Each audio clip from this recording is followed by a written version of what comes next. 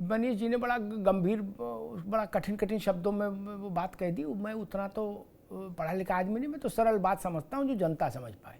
आदवाद में नहीं जानता ज़्यादा, कौन सा बात कहाँ का बात है ना, ये सब सेमिनार के खेल हैं। मेरे हिसाब से सबसे पहले तो ये तय हो जाएगा कि सपा ने जो आरोप लगाया, ये आरोप में कितनी सच्चाई है।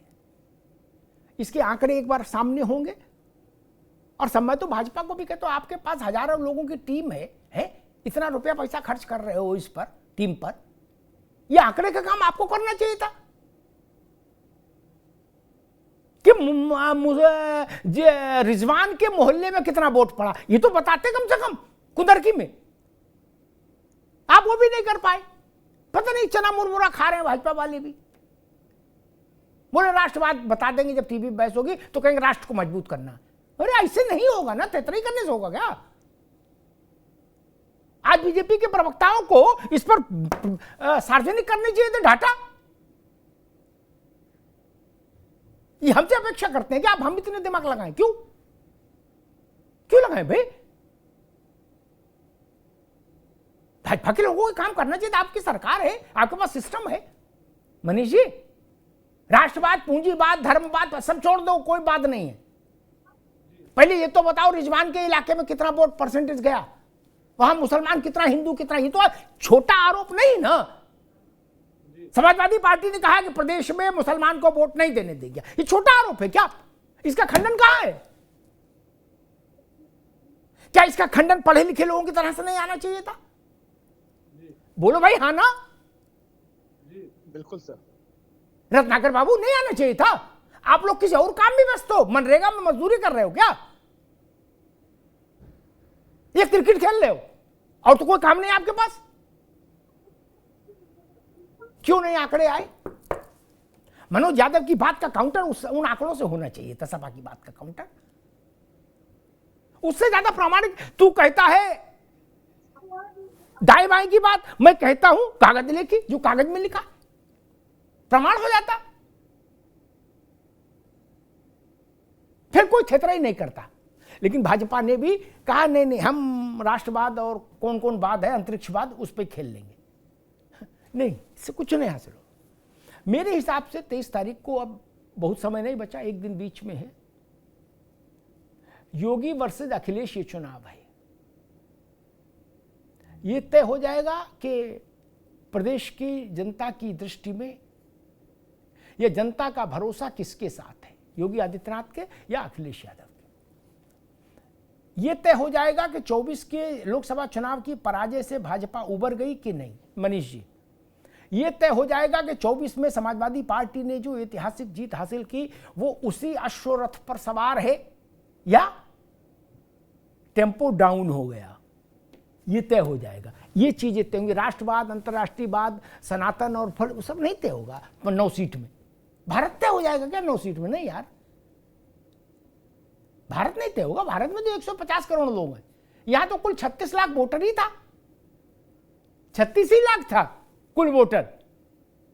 इसीलिए मैंने कहा हंगामा ज्यादा है, चुनाव बहुत बड़ा थोड़ी ना है रविंद्र बाबू।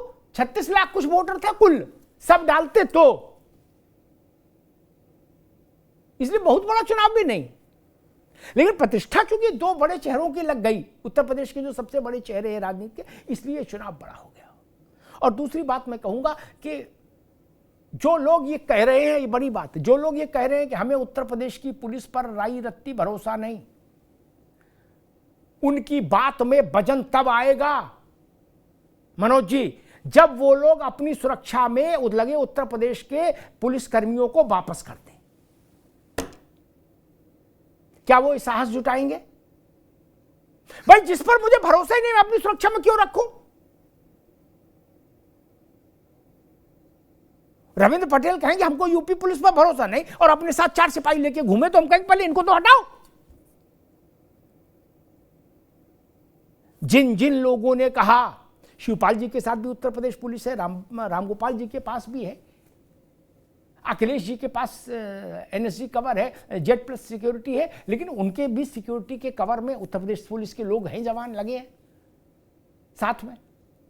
क्या आप उत्तर प्रदेश पुलिस के जवानों को छोड़ सकते हैं? और इसी मिजाज का दूसरा प्रश्न मेरा ये है समाजवादी पार्टी के दोस्तों से कि जब आपकी सरकार आएगी तो आप क्या कहीं और से पुलिस लाएंगे? मान लीजिए कभी आई, या जब आपकी सरकार थी तो उत्तर प्रदेश पुलिस नहीं थी, यही पुलिस थी ना। लोकसभा में भी यही पुलिस थी, यही दरोगा जी थे जिनका आप बता रहे हो बंदूक दिखा रहे थे। पुलिस से इतनी चिढ़ क्यों? पुलिस से इतनी नफरत क्यों? पुलिस भी इसी समाज का हिस्सा है, उसकी भी कुर्बानियां शामिल है इस प्रदेश के और देश के निर्माण में। केवल नेताओं के भरोसे ये देश और प्रदेश नहीं चला है, ना बना है। 3.5 लाख की पुलिस, उसको आपने नकारा साबित कर दिया, कहते गुंडे हैं ये। पुलिस को गुंडा कहने से पहले 100 दफे सोचना चाहिए। दुष्टों का दलन, परित्राणाय साधुनाम विनाशाय च दुष्कृताम। पुलिस ही है जो ननकू को भरोसा देती है कि हम हैं। मैं इस बात को कतई स्वीकार नहीं कर सकता। क्या स्थिति है, क्यों वो पत्थर चले, जांच का विषय है।